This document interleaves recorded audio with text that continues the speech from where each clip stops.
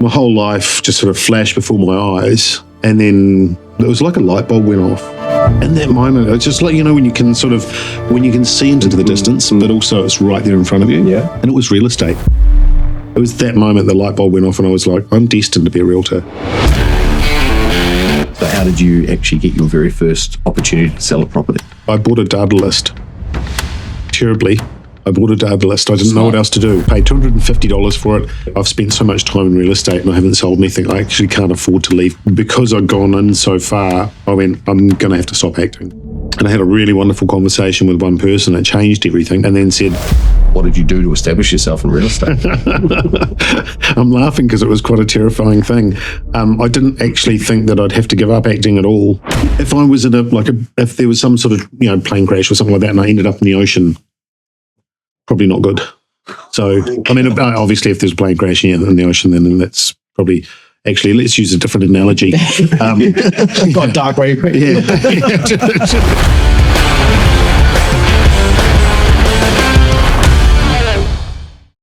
I gotta say, I'm loving it when I meet people who have seen the episodes and tell me that they've loved it, they've enjoyed it, nice work, all that kind of stuff. But it's interesting because I jump on and look, and there might be like one or two comments. Yeah, exactly. If we're lucky. Exactly. And that's what baffles me a lot, because in person where I'm getting really positive feedback, hey, we've seen your episode, hey, we've seen that you guys got this guest and that guest, and we're like, oh, cool. Where did you watch it, or where did you hear it? And they're like, oh, we heard it on Spotify or watched it on YouTube.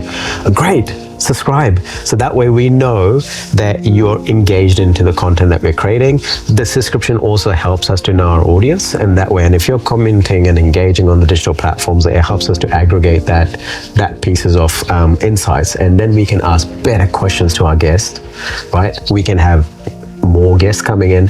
What type of guests do you like? What type of content do you want us to investigate more in? So that'd be amazing if we can get that sort of interaction with our audience online. Fantastic. This has cost you nothing and it's helped us immensely. Please like and subscribe. Now, let's get into the next episode.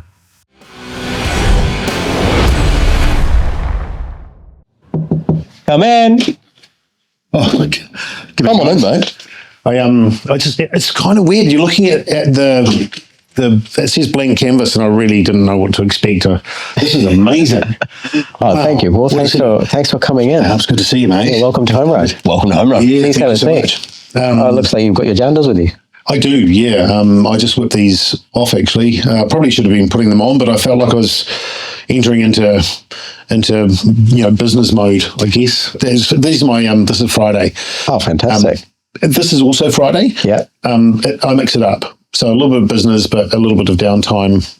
Sometimes the goal is to keep these on for as long as possible. I'm glad you're here and you feel comfortable. Yeah, great. Yeah, Welcome to the show. Thanks so much. I wanted to come in my Uggies and my onesie. Maybe next time? We say that for the next one. Excellent. All right. So my much better half, Belinda, we were in fielding, swimming in the river. Cool. And That's probably how you got the disease. Yeah, potentially. I did drink the water because it was fresh. And fielding. I grew up in the Manawa too. You can't bamboozle me here. I know that river. It's not that dissimilar. It was clear. And they said, Foxton. No, where was I? Oh, God. Anyway, it doesn't matter where I was. It was beautiful, clear water. It tasted good. And everyone was drinking it. And so when I hopped out of the water, I was covered in these welts, like I'd been bitten by a million mosquitoes. And I'd seen stuff on my skin before, and never really taken any notice of it, but sort of thought, oh, that's probably not normal. And I got back and there was a group of ladies there, and Belinda was there with the kids. And she just went, holy, what's going on here? And I went, nothing. And she goes, no, something's happened. Yeah, you've been attacked. You've been attacked, you've been bitten by something. I said, no, I haven't. And I could see it, and then I immediately was in shock. And I was like, I've got to just pretend this is normal and that I'm okay. And I sort of shut the conversation down a little bit, but the ladies joined in, and because they had this big inflatable unicorn that they were sort of floating down the river on, which was really cool. And they said, no, you're not all right. And I said, yeah, I am. I'm fine. It's normal. And I quickly grabbed my clothes and I started throwing my clothes back on as fast as I could. because I'd sort of shut two groups of people down, one of them being my very significant other, Belinda decided to go for a stroll away up the river while I was in panic mode. It's unbeknownst to her because she didn't know that I was panicking. I hadn't told her. I just sort of shut the conversation down and told everybody that I was fine. I'm fine. And probably with a bit more conviction. And anyway, I thought I've got to get out of here because I might die. I don't know what's going on. Obviously, it's not normal. So I scrambled up the river and I found her with the kids. And I said, "What are you doing?" She goes, "Going for a walk." And I said, "We've got to go." She goes, "Why?" Because have you seen these welts? And she goes, "But you're fine." And I'm not fine. I'm dying here. And she goes, "No, you're fine." I said, "I'm not fine. We've got to go." And then she was like, "Okay, maybe he's not fine. We should leave." So we had to go back, grab all the stuff and head into the car. And when we were in, because we're out of coverage, we couldn't even call for help. Oh, wow. So by the time we were in the car, she was Googling and she goes, "Oh, this is what you've got," and diagnosed me on the car ride back home. I took an antihistamine and everything was okay. Oh, thanks to Google. But no, thank you so much, Google. Thank you, Google. If I was in if there was some sort of plane crash or something like that, and I ended up in the ocean, I don't know. Oh my God, yeah. Probably not good. So I mean, obviously, if there's a plane crashing in the ocean, then that's probably. Actually, let's use a different analogy. Got dark very quick. Yeah. If I was in the middle of the ocean, for example, like in one of the movies, and I ended up in the water without a vessel or just something to float on, I probably wouldn't do so well. So, yeah, staying away from the water. Right. I take it that this is the origin story of how you ended up in real estate. Yeah. I figured, I can't do anything in water. Most exciting one I've heard. Yeah. What can I do on land? And I thought maybe I should just work with land, purely land. Yeah. And so it was really at that moment that we were driving back and she's like, "You've got this terrible affliction." And I was like, "Oh no, what am I going to do?" My whole life just sort of flashed before my eyes. And then it was like a light bulb went off. And I was in that moment, it's just like, when you can see into the deep into the distance, but also it's right there in front of you. Yeah. And it was real estate. It was that moment the light bulb went off and I was like, I'm destined to be a realtor. Welcome to Home Run. This is Paul Glover. I mean, it's the best origin story we've had. Just gone right into it, straight away. Yeah. Bam. Thank you. Yeah. Look, I mean, a lot of people have these different things that happen in their life. For me, it was the swim and maybe drinking the Kool-Aid and the Foxton Fielding River, wherever I was. Definitely not the Manawatu River. Yeah, it wasn't the Manawatu, no. And it wasn't to do with the fact that you were driving back to get some network and you saw a lot of open home signs and you were like, "Oh, maybe that's what I want to become." Subconsciously, maybe it was in there. Yeah, I think probably for all of us, isn't that true though? Don't we all aren't we all voyeurs of real estate? You're you're always looking. Do you ever go away on holiday and you're just like, "Oh man, I'm upping sticks, I'm done." Where are we? Mount Wellington. Well, not so much Mount Wellington, but this place where we are at Blank Canvas. I'm done with Blank Canvas. I'm done doing this. I'm going to go and live in Golden Bay. Yeah. Johan, don't you get any ideas? Oh, yeah. Johan's already growing his hair longer and is coming to Golden Bay, people. So if you see him, welcome him with open arms. I will be. I think you just got back from there, didn't you? Maybe that's why his hair's longer. Yeah, exactly. We all sort of look at real estate throughout our lives, and I didn't see real estate coming. So actually, in all sincerity, how did you come into real estate? I was being a nosy neighbour. And I literally was walking past, it was during COVID, and there was the big lockdowns and all that sort of stuff. And I ended up walking past the local realtor's office because there was a group of houses for sale in our street around the suburb.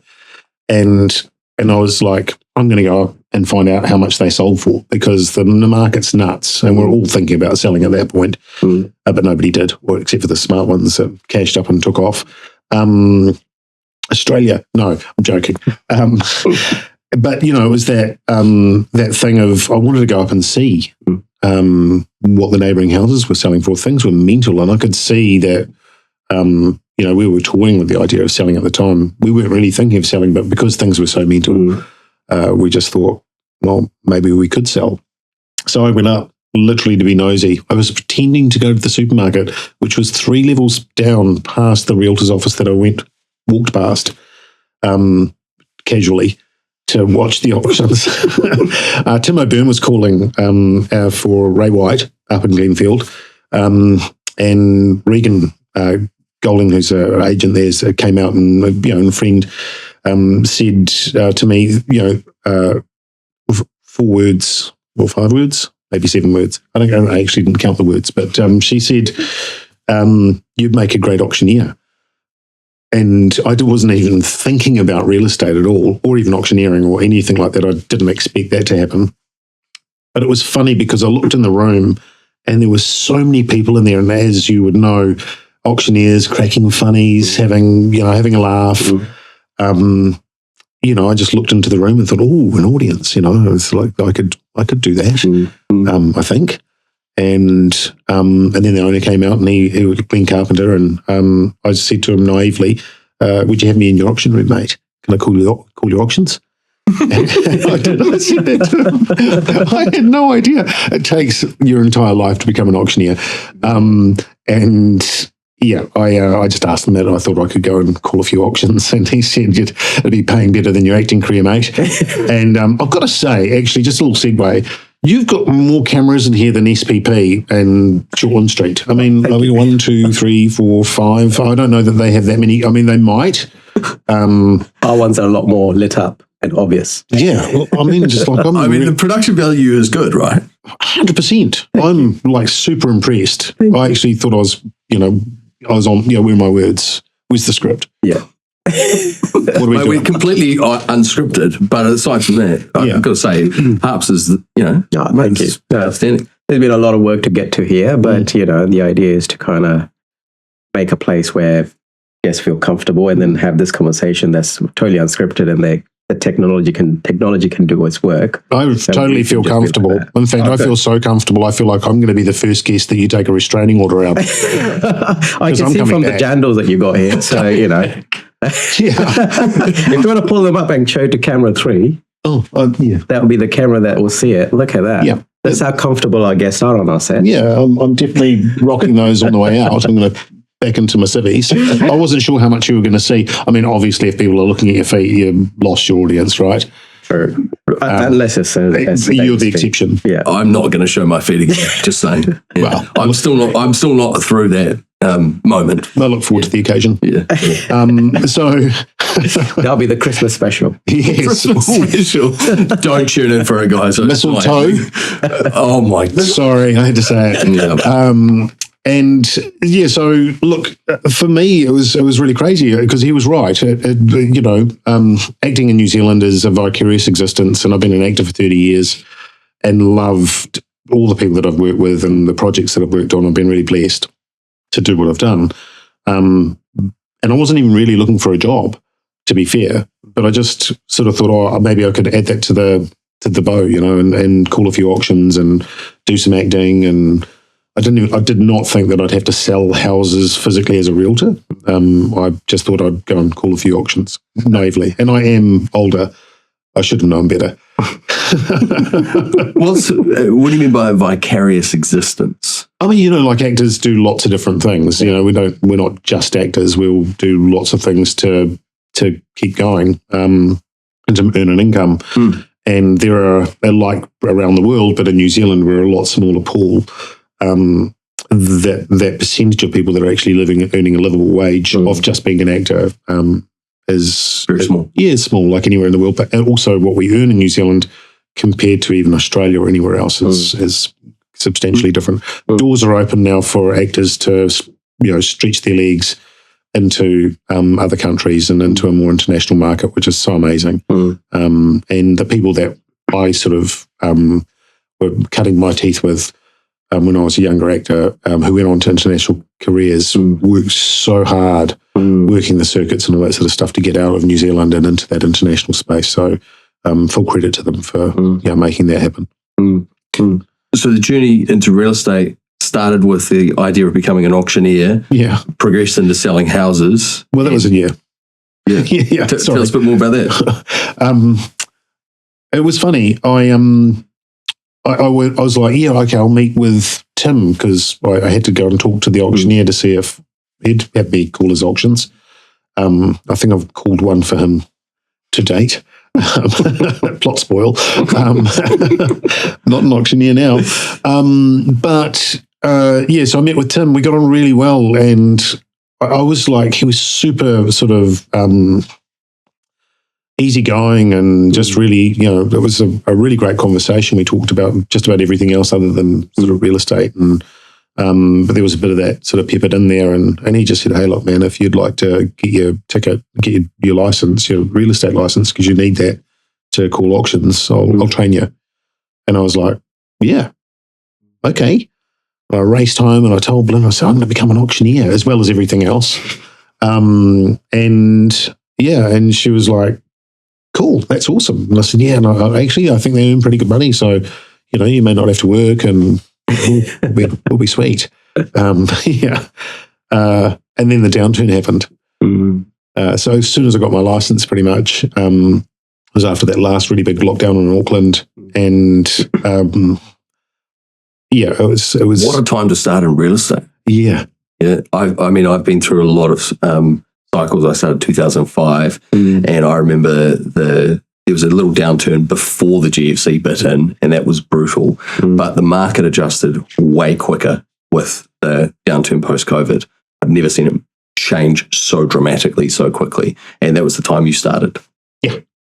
So how did you, and I guess like this is, I think, I hope will be really useful for people who have considered getting into real estate as a salesperson, for people who are in real estate looking to establish themselves, and also for people who are curious about what does it actually take, because I'd like to know what you now know about the industry versus what you thought before you got into it. Are they the same? Were there any surprises? I always knew that realtors worked hard. I didn't really understand the depth of how hard they work. That was probably that wasn't even really a misconception. It was just more an underestimation of the depth of work that goes into what makes a good realtor or a great realtor. What are the elements of that work? Oh, it's it's how you approach your work. I mean, it's staying in contact with people, not just, if you're an expert at selling real estate and building a really successful business, it takes having really great people around you, especially in this market now where there's more teams around more so than solo agents. But those solo agents, when you're starting out, it's keeping people informed, it's staying up to date with market trends, it's knowing, if you're in an area like North Shore, where I am, for example, knowing what stock numbers are and when the hotspots are, being able to give people advice about when, the sweet spots are for them to go to market if they're really concerned about that, and knowing, how to actually guide them, especially post-crash. It's been undulating and we've had peaks and troughs throughout the year. We've had high points and low points multiple times in 1 year. And that becomes really hard. So you've got to really have your finger on the pulse and know that you're giving good advice to people, but then also keep them up to date with market trends, with local sales, being helpful in giving advice. I've gone out and painted and stained people's decks for them because they've run out of time before photos. Oh, wow. Like literally just, helped. I've gone and cleared someone's section because they didn't have enough money to pay a gardener to do it. So they paid for the bag and I filled it for them. They just couldn't do it. And I knew that clearing that would actually help them get a better result. Yeah. So working with people's best interests, not just trying to clip a ticket and go, okay, I've sold another home and move on to the next, trying to stay in contact with those people and actually build long and enduring relationships. Caring about people is really important. So, getting out of bed early, Hey, hope you're enjoying the episode so far. Quick interruption and request. Please like and subscribe, and don't be too Kiwi about it. If there's a question you've asked or if we've done something silly, let us know in the comments and share it with a friend. Now back to the content. And starting your day and knowing that you're prepped for your day and not just leaving things to chance. It's quite a ferocious business. It's a career that you can't really switch off from at all, right? It's just like it's 24/7, and you've got to play a lot more roles than just selling. Yeah, and that's what a lot of people don't, I guess, see. What they see on the surface to what happens in the background. And you're right, it's case by case basis because every client is very different, and their needs are different, their situation is very different. It's how you help them get through it. Yeah, which is the big part of the puzzle that agents. Every agent has a different way they deal with it. How do you find that different from acting?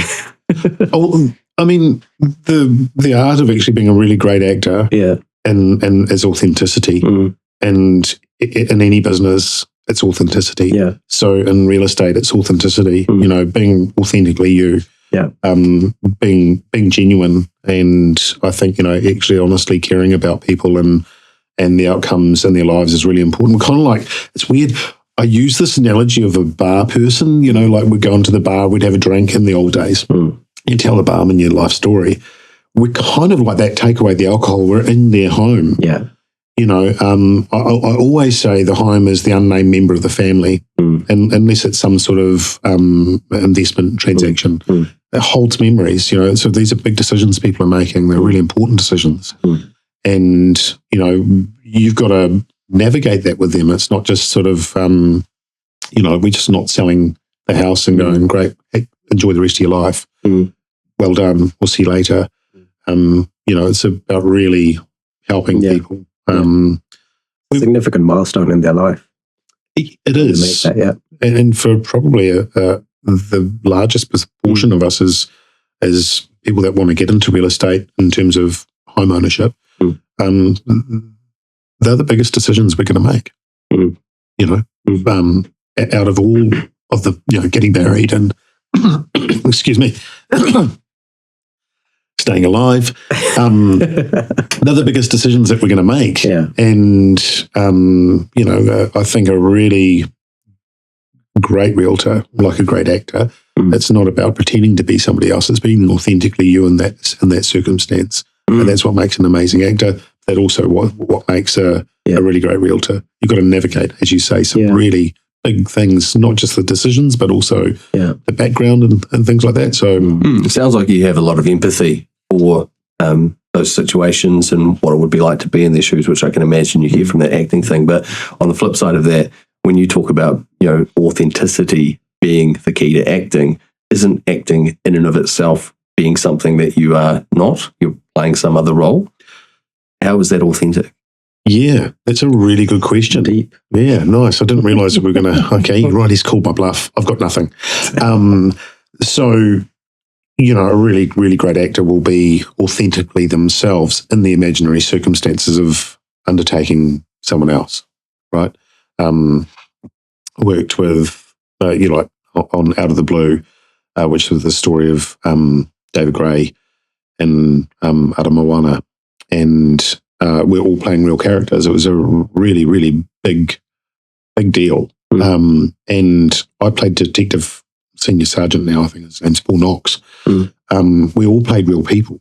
I'm not Paul Knox, but in that circumstance, I was being as authentically him as I could, not pretending to be someone else because I could never be him, but I could only be myself, living as if I was in those circumstances at the time. And whether it's comedy or whatever it is, the authenticity of being able to tap into yourself in those circumstances and apply you to that story, because I'll never be somebody else.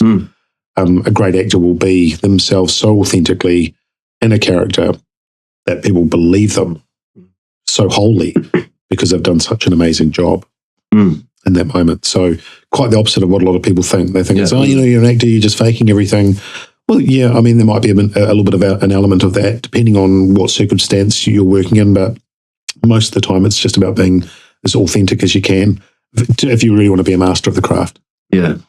Hopefully that answers your question. Yeah, I think so. I'm really like that. Was if I hear it, and I think what I'm grasping here is the really great actors and the ones that are so believable is because they are actually behaving very true to how they would genuinely behave themselves, imagining that they were in that situation that that character would be in. Yeah, as if they were that person. Yeah. So it's not a faked response or a faked emotion that's there. It's like, this is how I'm responding because of that environment. I could see how it would be very helpful in a real estate scenario because you have to, I think, to do well in that scenario, and particularly to be effective in a negotiation, you have to be able to see things through the lens of another person. Yeah. So being able to do that is useful. That's so accurate. I mean, it really is, and it comes into that empathy thing. So you can actually, if you are empathy and if you have empathy and you're able to really tap into where somebody's at and understand their circumstance, then you're not just looking at it from your perspective. You're actually looking at it from their perspective. It helps you to give them better guidance and understand what their needs are and support them. What practical tips, and I guess drawing from your experience in both of those professions, what practical tips would you give people in, I guess, becoming more empathetic or being able to help people better by understanding them? Yeah, I don't know. I think the empathy is something that you have, and if you don't have it, you probably do okay.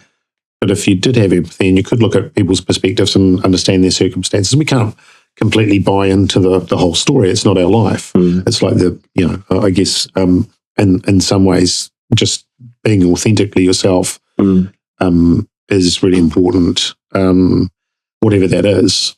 And that sort of is then your brand and who you are as well. But definitely being able to see what some of these circumstances from their perspective is really helpful. Talk about the practical things that you actually do. So I guess it's hard work. That wasn't a surprise to you, but maybe a little bit of an underestimation. I'm not sure if we caught it on camera, but what time did you say your day started this morning? I was at the computer at 5 a.m. Oh, yeah. Yeah. So just responding to emails, checking LIM council files, going through building inspections, working through that for properties that are coming to market, making sure that we've covered off all the elements of what we need to know about the property. So when we do take it to market, we're passing it over, that we're really accurate about what we're communicating. So there's that work behind the scenes and being an empath. Yeah. That's helpful. But if you rewind back to when you, I'm having to sort of exist vicariously here, and I'm real estate's my thing that I'm doing. Was that very much like I'm acting and I'm going to make real estate work as well, or were you like I'm done with acting, I'm moving into real estate? Where was your head at the time, and what did you do to establish yourself in real estate? I'm laughing because it was quite a terrifying thing. I didn't actually think that I'd have to give up acting at all, but I got to a point where so I followed Tim around for a long time. So Tim O'Byrne from Apollo Auctions was my mentor, and Robert Tolt, and so I sort of followed these guys around, and mainly Tim, and got some auction coaching for competitions and things like that. And I thought I'd go out and do a few competitions, maybe win something, and then I'd start calling auctions. That didn't happen. And I remember actually a famous moment. I was over in Australia for the Apollo Auctions. I was competing in the Rising Star. I was out with Tim and Tolpe and a group of people, and they were going to go out. And I'd written my script and I knew what I was doing. And I thought, I'd had a couple of drinks and I thought, I'll go out too. And Robert goes, no, you're not going anywhere. Tolpe says, you're coming with me. I was like, what? And he booked us a church for the night. Booked you a church for the night? It was the weirdest place. Honestly, it was so bizarre. There were no walls, so to speak. He did have a room that was enclosed. I didn't. I was just in this big empty space, and there was a confessional room, and it was really. And hang on a second, so this wasn't just to practice auctions, you actually stayed in this church? Yeah, we stayed here. It was his Airbnb. Just me and Toby. I always say it was the turning point in my life, the confessional. But it was, because I went through my piece with him and he was just like, oh, that was really good, do it again. And I started doing it again, but I was riffing. And he just picked it up straight away and he says, have you written this down? I said, I've got it written down, but what I hadn't done was really nutted it out.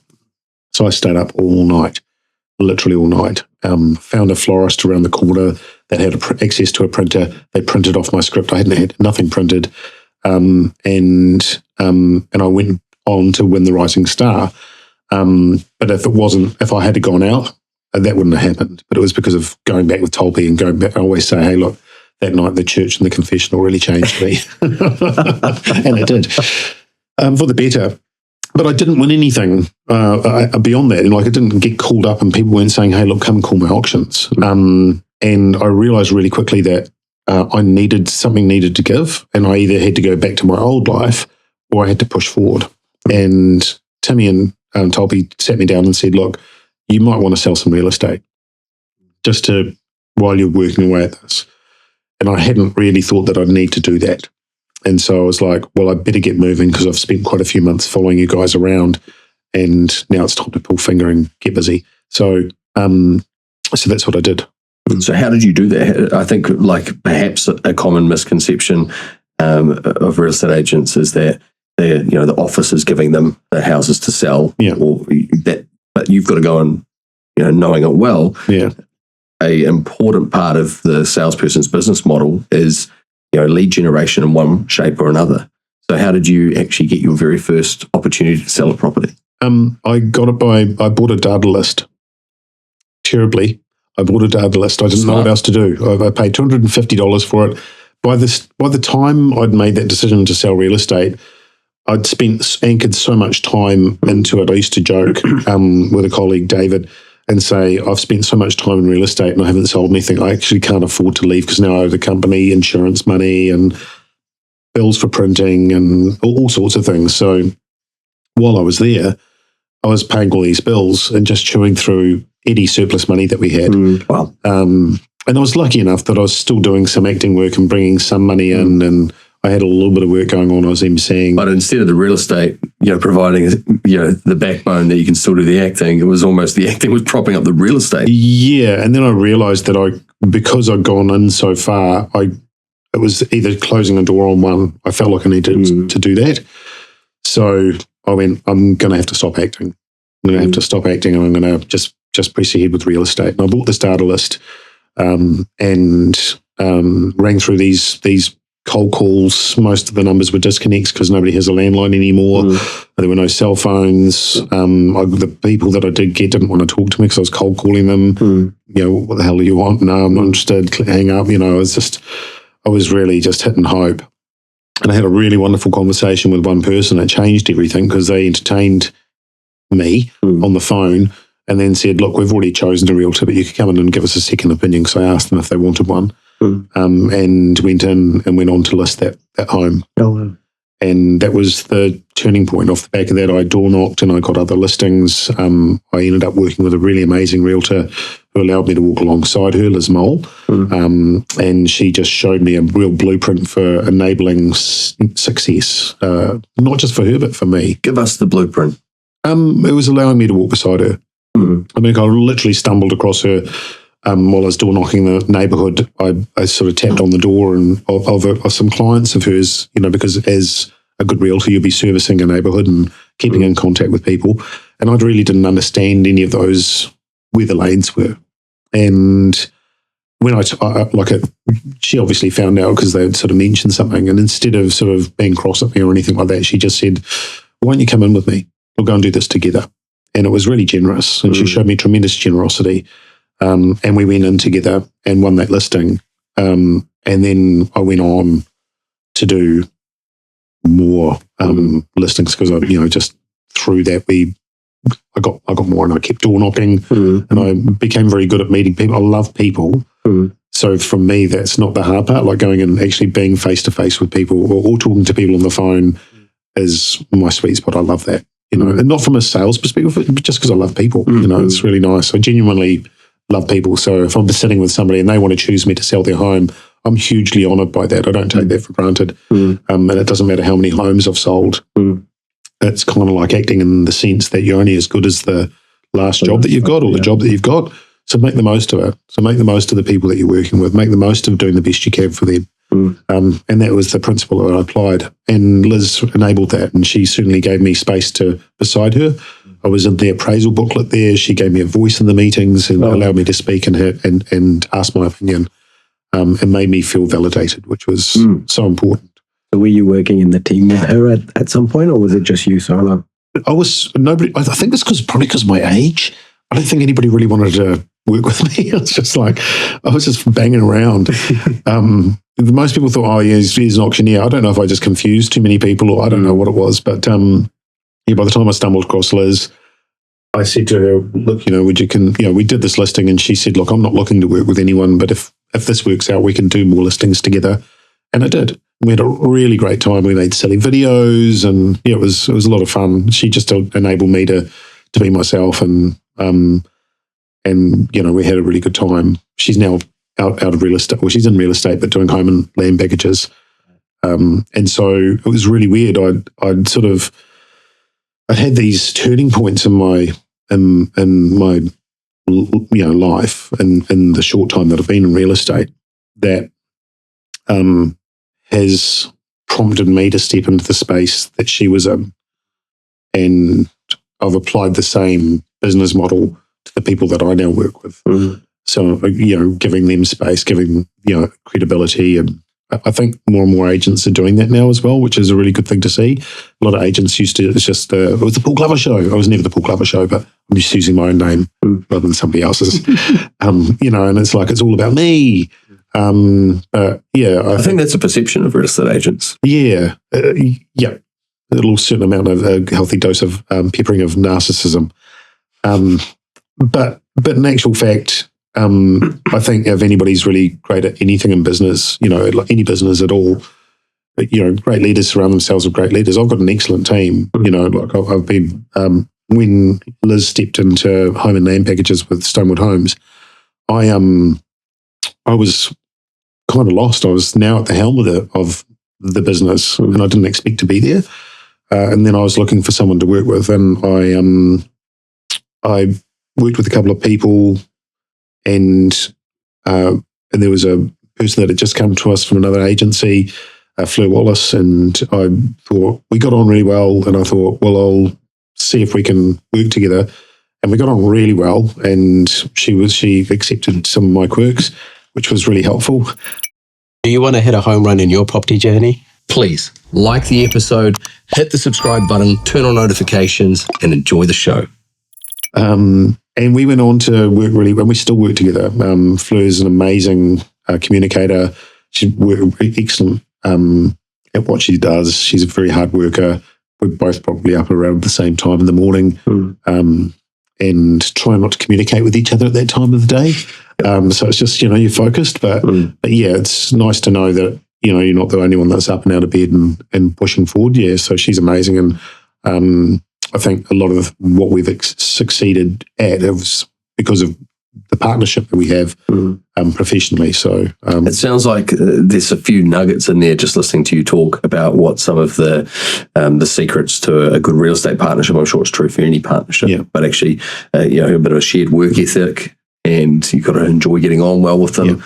Are there any other things there that you think have been key to working well together, or tips that you give to an agent? Because I'm sure there's agents out there who, think, gosh, it'd be good to work with someone, but something's holding them back. Yeah. Trust. You've got to have trust. The trust has to be there. And also, like for me, actually working with Liz, and Liz trusted me, so I knew what that felt like. And it felt really good to have somebody that knew that you had their back. Also being older and having families, like, with Belinda and me and the kids, actually, and Fleur and her family were able to divvy up the work, once we're through some of the more, once a property's on market, we don't have to both be at the open home, so we can actually have a day off. which is really important to be able to get that space for yourself. So you've got a life and you're not just a realtor. Makes your life a bit more interesting if you've still got some hobbies. Is there life outside of real estate? I'm working on that now. Yeah, I think I grafted really hard, and I still do, but I'm a lot better at setting boundaries. When I was working with Liz, she just do not disturb on her phone. And it used to frustrate me, but actually I really get why she did that, and it was a really important thing. I don't necessarily do not disturb, but I book out time now to make sure that I've got date night and I've got time with the kids and drive kids to school and do things that are important that give connection. I know it's obvious to you now how you do that, but if you go back to when that was perhaps not so obvious, what advice would you give to, and I'm sure it's not true just for real estate agents, but the busy real estate agent who the tail is wagging the dog? Yeah. So we are a high performance team now. And we have stepped firmly into that space. I went from my first year in real estate, bouncing around for probably the better part of 6 months, to then, needing to be a realtor. I sold 6 homes in my first year in real estate outside of Liz. And then in the second year with Liz and then transitioning into a new partnership, 17 homes. And then last year, Fleur and I sold around about 33 homes. Wow. And the way that we're tracking now is that we're in a space where we're more a high performance team, and it's really important to have structure, understand that you've got so many clients, how many listings can you do comfortably without sort of stretching or burning. It's really important. So what does a structured week look like for Paul Glover? So up early, going over docs, emails, and then so I'm still finishing a TV show at the moment as well. So I've just finished shooting 2nd season of Location. I could never have done that without Fleur and our business administrator, Libby Hilton. So in terms, and Jamie Osborne before that. So actually what the biggest turning point for me was getting a PA, because I'm good at lots of things, but there's some things that I'm not that great at in terms of strengths. And what was recommended to me, actually by a colleague, Ali Haliso, just said, look, you need a PA. You need someone to help you, and that will help your business grow. And I could see that when I was traveling around with Tim and watching those high-performance teams. So I got a PA 5 hours a week and got traction and momentum. Otherwise, I don't think I would have been able to pull somebody else in to help me. Yeah. Yep. The day, so having the PA and then building team around that, so 5 o'clock, sometimes a bit later, daylight saving knocked me for 6, maybe my age, I don't know. But yeah, back on tools, up early. Before I tore my meniscus, I was at the gym and I'd come back and I'd do the emails and things. So I wasn't getting up at 4 or anything ridiculous like that. But, generally around 5 o'clock. And then team meeting on phone or in person at 8:30. Day starts on phones at 9 a.m. We're making calls till midday, servicing people, catching up with buyers, writing reports Monday, Tuesday. Once we're through the reports, we're client calls, updating, appointments in the afternoon for appraisals and market updates. And anything else is booked in that space, Monday to Friday. Friday's a bit more of a relaxed day. Friday, jand all day, and then Saturday and Sunday is sort of game day. So that's when you're all your preparation Monday, Tuesday, Wednesday really should make Thursday, Friday a lot easier, and Saturday and Sunday you game on. So generally we'll try and finish work. Like last night we signed a new listing, Fleur and I, and it took a little bit longer than normal. There was a conversation that needed to happen first. We had a fairly big conversation, and then they were going to work with us, but we just needed to cover some extra bits in there, and then that took a bit longer than an hour. But generally, you go in and you'd meet people and most people have already made that decision to work either with you or someone when you're going into that space, or it's a functional update on market with no expectation that somebody's going to use you. I think that's one of the difficult things to actually get that expectation out, and that's where acting helped me. Not that I'm being someone else, but when you go to an audition, there's no guarantee you're going to get the part. And in real estate, they've usually only got 3 other agents going in. When I was going up for roles, the roles with other leading actors that I was going up against, I had 10, 15 people going up for that role, sometimes more, depending on what the part was. So you're competing with a lot more than you are in real estate. If you look at it like that. To a degree. That's a very helpful perspective, because I notice that with salespeople, that resilience, particularly for someone who really likes people, generally they want to be liked, they want to be chosen, they want to be picked. And when that doesn't happen, that can be a dent to confidence. You get a run of a few missing on listings, for example, and a salesperson's lost their mojo, if they haven't got that momentum up. So quite an interesting perspective, because when you said they've only got 3 other agents, I'm going, well, that's pretty competitive. But actually, from your perspective, it's like, imagine if you're up against 15 other agents. How would you feel then? I mean, in actual fact, 3's a really good number.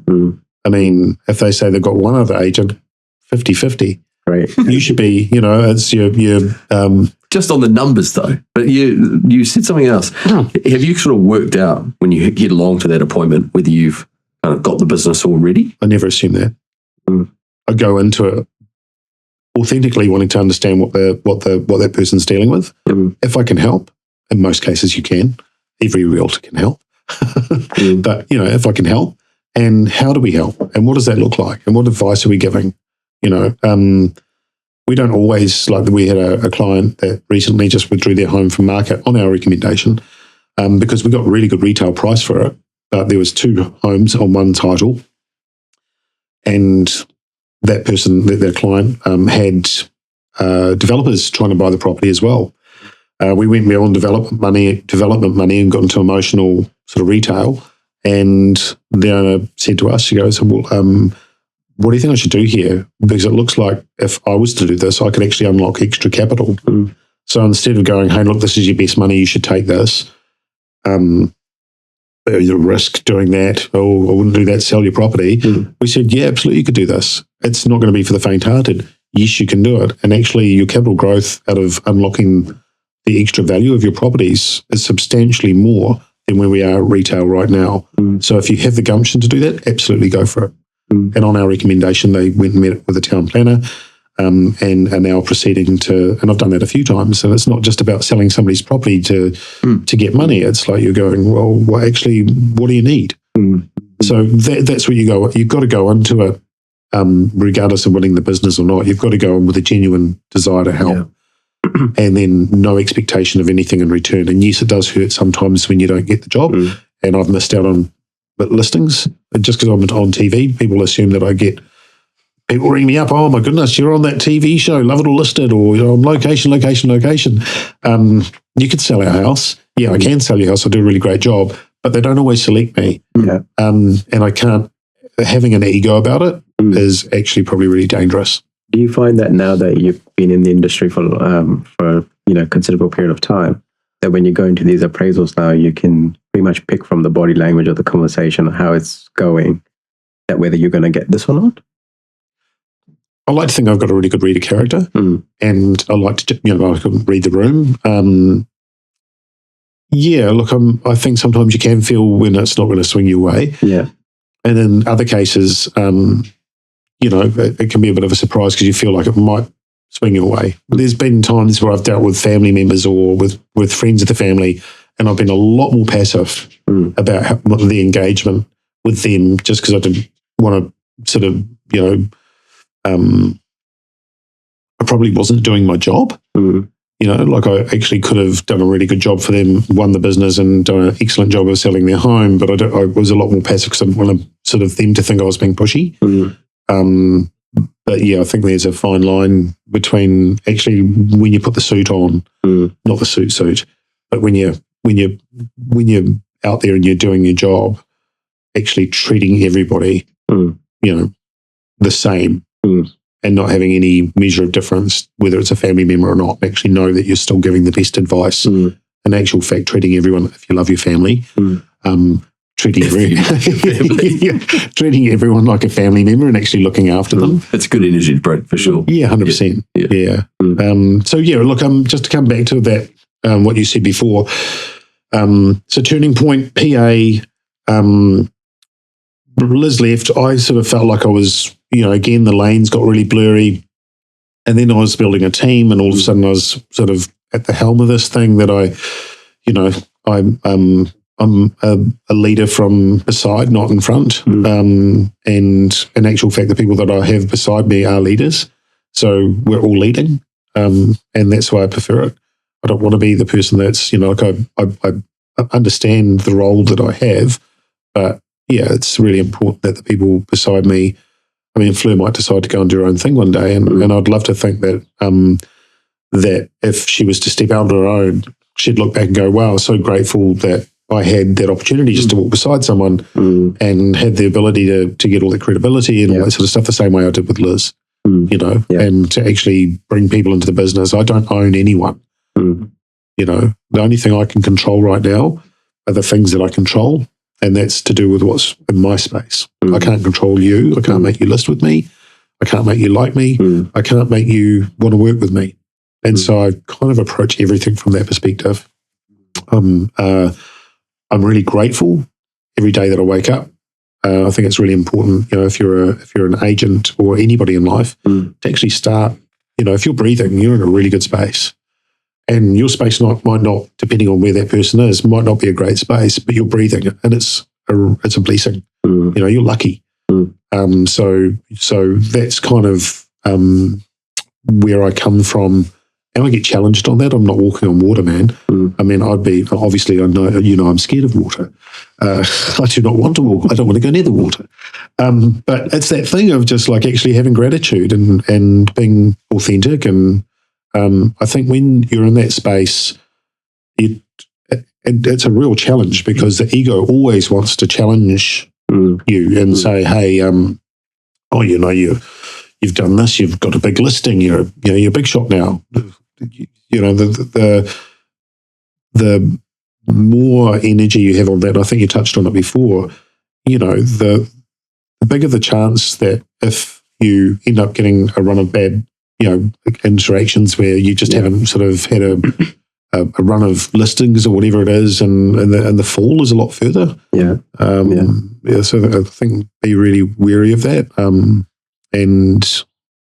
No, absolutely. I think you hit the nail on the head in terms of it's the relationship that actually gets you the business, I think, because like from a production side, we service a lot of real estate agents when we go and do shoots for the property. And like from our side, our clients are the realtors. And we build that relationship with them to understand how they see properties, how they perceive it, how it impacts their branding. But then when you go into the property, you meet the vendors. And when you're having that conversation with them, 9 out of 10 times, especially when we do testimonials on a successful sale, for example, we'll ask them, why did you pick this agent? And it's most of the times the reply is not that they're a successful agent or they've sold a house next door or anything as such. It's more about how they are as people. Yeah. And the fact that, he was a nice guy or she was a nice person. And that's why I decided to list with them, because they can relate to that somewhere. They can relate to them. Yeah. And most of the times, that's the feedback I always got from the vendors as to how they see that relationship building. It's interesting that you mentioned that. But what I wanted to ask you was, what is Paul Glover's point of difference when you go into an appraisal, and what do you think is that goal that strikes for them to kind of go, he's leaving an impact and we really need to strongly consider him before we say no, if they are going to say no? For starts, I guess I don't go in with that mindset. But I know what you're asking. And for me, I guess if they were looking for someone that will think outside of the square, that will be there working tirelessly on making sure that they get the best result. Not just relying on a weekend open home to sell a home, but actually turning every appointment into an open home. Doing twilights, going over and above and beyond, and say if it's a slow campaign and you're not getting enough people, then what are you doing to actually regenerate, reinvigorate and get people back in front of the property to get offers and feedback so the owners know where the market is. Actually staying in contact with your clients and having several touch points during the week so they know that you're an excellent communicator and that you've got their best interests. If you're calling them on Monday to say, hey, market's terrible, nobody came through the weekend, you will see what happens next weekend. I'll be really worried. Also, it's about stock management as well. So if I was hiring somebody, I'd be looking at how busy they are. Obviously, we want to hire somebody that's successful and busy, but also, are they, or do they have a business structure that enables great people to be at the helm of that person's campaign if that person that you're listing with isn't actually going to be at the helm of the campaign? So it's really important to build that, because as I said before, dealing with a lot more teams, making sure the conversations are there around how you're dealing with buyers, how you're identifying emotional people, are you reading those things at open homes and being able to know who you could tap into to pull back into a property because there's some genuine interest and maybe they're just using different language to somebody else rather than just taking a name and a phone number. Some great pointers there in terms of trying to work out who to select as an agent. Yeah. I work really hard. I mean, Fleur works really hard. Libby works really hard when, in terms of her role, which is more Monday to Friday. Yeah. But we, as realtors, work outside of those hours. We're, like I finished last night at 10 o'clock. So that was when I walked in the door at about 10:15. My eldest daughter, Poppy, was still awake. And he was like, that took forever. And I was like, yeah, it took a long time. It needed to take that time. We obviously won the business, and the people trust and have faith in us to be able to do that for them. So when we're going into it, I would say, look, if you're an agent, I'd never. These are do's and don'ts. Talk about what you can do. Talk about how you can help. Talk about what you're prepared to do. Talk about your strategy. Never bag out other people. Don't bag out other agencies or brands or agents. Everybody's got a right to be there. Everyone's working really hard. Somebody's hard work might not be your hard work. So talk about what you do, not what somebody else isn't necessarily, or discrediting someone else. I don't have time for that. And I think when you're doing that in front of a client, if you're an agent and you're out there and you're watching this and that's the way that you operate, change that, because probably if you're losing business, that'd be a reason why. I don't respect that, and I'm pretty sure the people that I'm sitting in front of when I'm trying to win their business wouldn't respect it either. So talk about your strengths. Those are the important things. And if you say you're going to do something, follow up and do it. Follow through, follow up. What's your system for keeping track of everything you've got to do? Oh, wow. We've only got 6:50. We've got 5 minutes left. Is that the time? Shivers. Wow. Okay. I was actually, my ego before was just going, I've got a bit flat. This has got very serious. It's very deep. I feel like I need to be taking my jacket off and giving it, throwing that around the room. We can do that too. Yeah. I've ripped my shoes off. Yeah. Okay. Thanks. We don't have a hard stop, mate. We don't have a hard stop. I just looked up there and saw the toilet. You're okay. He's dragged off. No, it's good. It's good. You know how you mentioned the restraining order earlier on, Paul? Yeah, we just made that call, mate. It's time to go. Sorry, what was the question? Well, there you go. Keeping track of things. That's how keeping track of how the interview's going time-wise. But I think clearly you have a lot going on. I'm like a and you mentioned about, if you say you're going to do something, do it. Yeah. And I see agents that do fall down on that. And I think it's easy to go, they're lazy, but actually I think sometimes it's because they don't have a good system for tracking all the things they have to do. So I'm curious to know how you keep track of everything you have to do. How do you stay on top of that? That disappointment of letting somebody down is a really strong motivator. I don't like to disappoint people. So from that perspective, I've always been a people pleaser. Hey, hope you're enjoying the episode so far. Quick interruption and request. Please like and subscribe, and don't be too Kiwi about it. If there's a question you've asked or if we've done something silly, let us know in the comments and share it with a friend. Now back to the content. But I have to work on having stronger boundaries in terms of, I have stronger boundaries in terms of the work that I'm doing now, which has been really good. Without Fleur, without Libby, having really amazing people working alongside you, even Belinda with the work that she does. So practically speaking, though, how do you delegate to them or keep track of your tasks? Oh, so I have a tasks menu where tasks are delegated to me that come through Libby or potentially through Fleur. We have WhatsApp chat, group chats, and calendar. I live by my calendar, so I make sure that when I say I'm going to be somewhere, I'm there. And even I actually had somebody called the other day. They were a person looking for an opportunity. And I said, what's your email? They said, why do you need my email? I said, I'm going to send you the property documents. I'm also going to send you a calendar invite so you know that we're going to be meeting at this time. And they went, wow. I went, what? And they said, really? I went, yeah. Why? And they went, well, nobody else does that. And I said, well, we do. Mm. I want you to turn up. Mm. I want to turn up. Mm. And my life's really busy. Mm. Like when I'm shooting the TV show, like I'm shooting 2 days a week at broken times.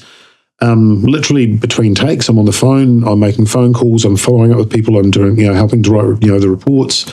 Where possible, I'm doing everything I can to maintain the function of the business. And that's where the structure really comes into it and being able to delegate and knowing that your team have your back. And I couldn't do it without Fleur and Libby. I couldn't do that. I could never shoot the shows. I love your attitude, and I can see you're grateful for the opportunities that you've had and you're treating your team in the same way. Yeah. I'm curious to know a little bit more about how much with those TV shows, the reality TV shows, right? And I guess in a way it's the same as watching, it's a peep into the life of what it's like to be a real estate agent, but is it an accurate, like how real is that reality TV? It's reality. That's a good question. You're just allowed to have a few takes on it. It's reality. It's actually lifestyle. So where you've got,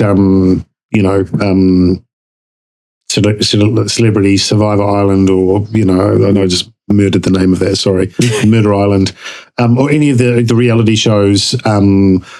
Like The Block, that's reality TV. That were the stuff that I've shot with Jane and with Jane Kiley and Alex Walls for location, and Love It or List It. They're lifestyle type shows, so they're respectfully looking into people's lives. We're respectfully going into their lives and capturing their story, but also taking them on that journey. They're treated the same. Like from my perspective as a realtor, I treat them the same. I know Jane does too on location. We treat these people with the same respect that we treat anybody that came through our open homes. But we've just got a bit more of an intense look, probably a lot more pressure to get it right because we've got 3 shots at it and then we're one and done. So,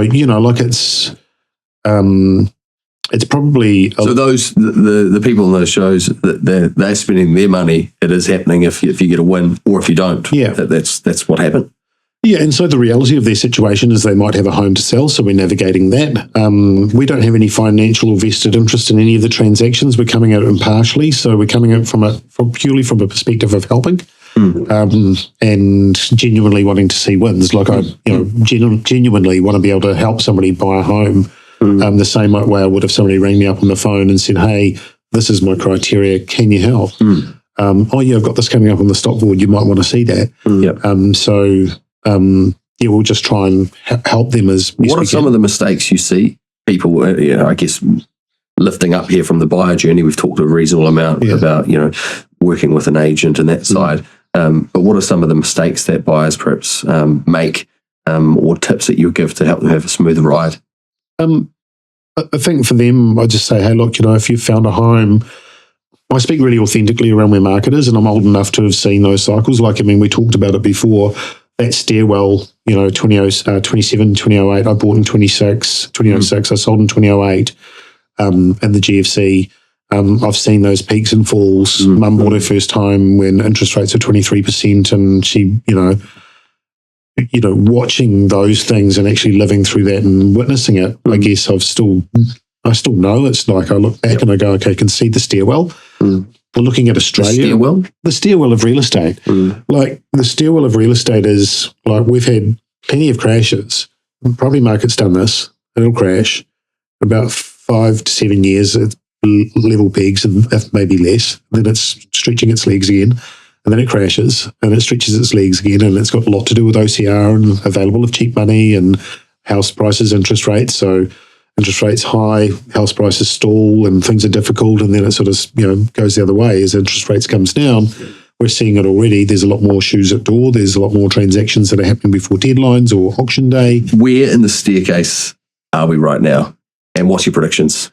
Really interesting. Look, I think we're definitely, there's a lot of people out there that are struggling. There's no doubt about that. And OCR needed to come down. And interestingly enough, I think we've always tracked Australia, but our interest rates are actually less than theirs at the moment. Yeah. So, there's some real stimulus happening, probably a lot more needed. Things are pretty tough out there for a lot of people that we're talking to. There's still obviously housing transactions happening. What I have noticed over the last 4 to 6 weeks is that we've got a sort of a renewed surge of shoes at doors at open homes. The rhetoric from buyers is changing a little bit. They're not saying, my money's king, all that sort of stuff. it's a buyer's market. They're not actually referring to themselves in terms of having a position of power anymore. They're going, I know, I can feel things are changing. We're seeing more people around. We need to get in front of it. And so I don't think it's boom, but what I do think is that perception change is quite accurate. There is a shift, and we will still undulate, is my prediction. But the funny thing is, when you listen to the commentators that are talking about where we're at and what's happening in market and that historical information, the reality is that that 2022 was a big landslide, right? It was a big steep drop. We've sold people's homes, with the exception of 2021, that are bought in 2020 or in 2023, that have still experienced growth. And that growth, for example, we sold some people out of a home in 2023 that they bought in 2020 for $1 million in 20. We sold them out for 1,225. That's not going south, and that's into drop. So that was out into 2023, and it wasn't buoyant. Everyone talks about 2023. Oh, it was still the height of the market. No way. That was gone. It was gone. 2022 was a landslide. I know, because I was trying to graft and then build a business in that space. It was quite terrifying. So even though we're doing this, we've been doing this. So it's sort of climbing. Yeah. But not like hugely. And we'll have peaks and troughs within the same year, like I mentioned before. So, in terms of that stairwell, I'd say we're on the climb. I'd say we've been on the climb since 2023.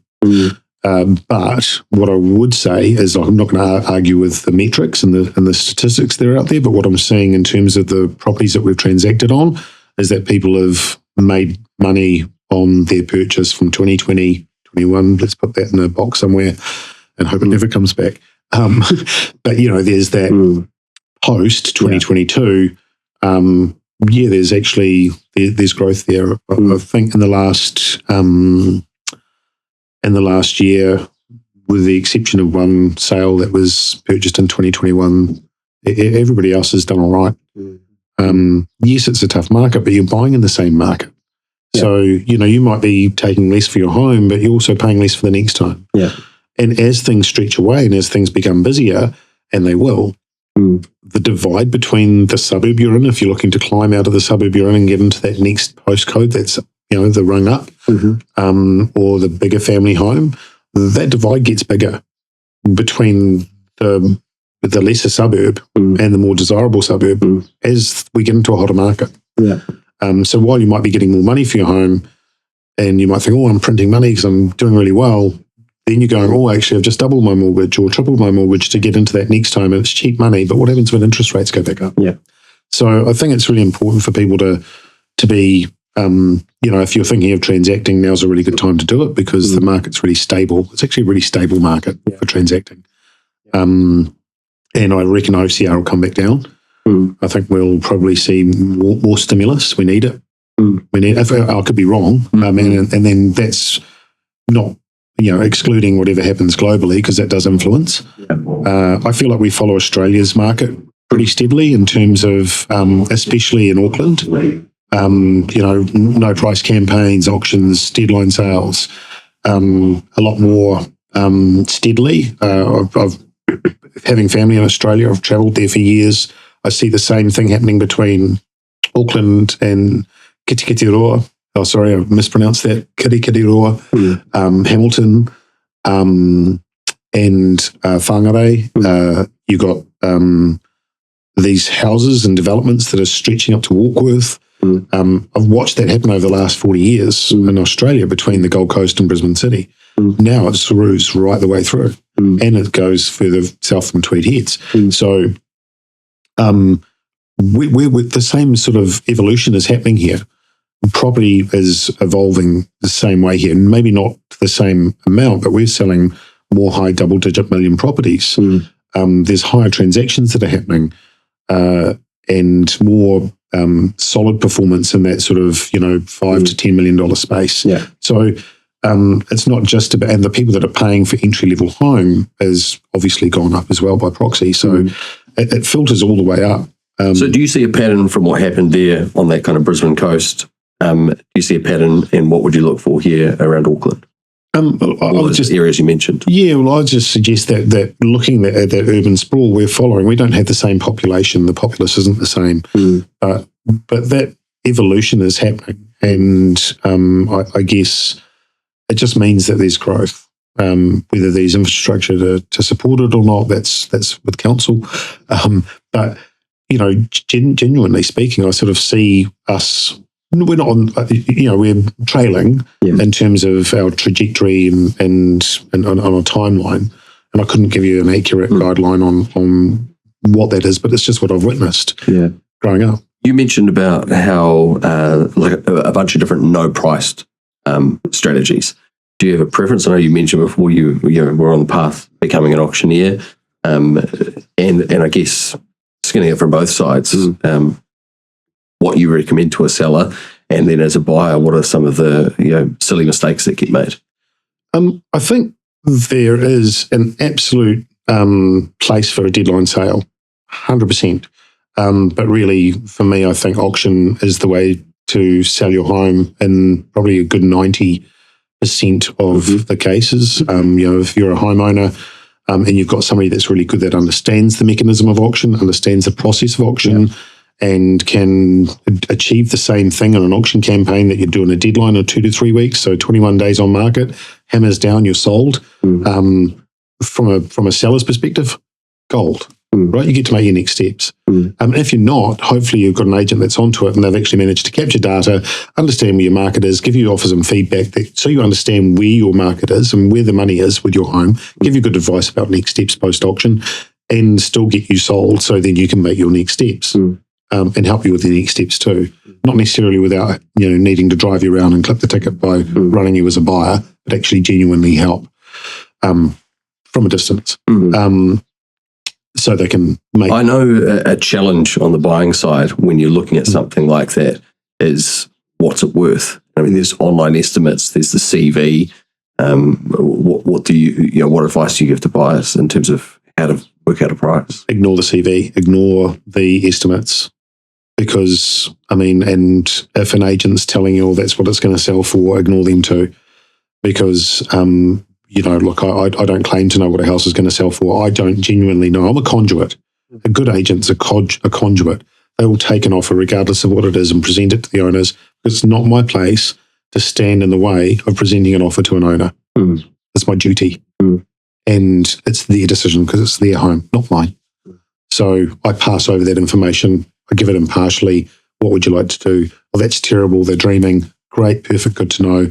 And if that person See, when I was, before I got into real estate, I never told a real estate agent how much money I had. I was like, I'm never going to tell them how much money, they'll get it all. I was terrified. I honestly thought that just, if I said I've got 1.4 million to spend and I'm looking at a home for $1 million, they'll get 1.4. So I just, I never told them how much. It makes it really hard for any real estate agent that's actually genuinely trying to help you if you're not telling the truth.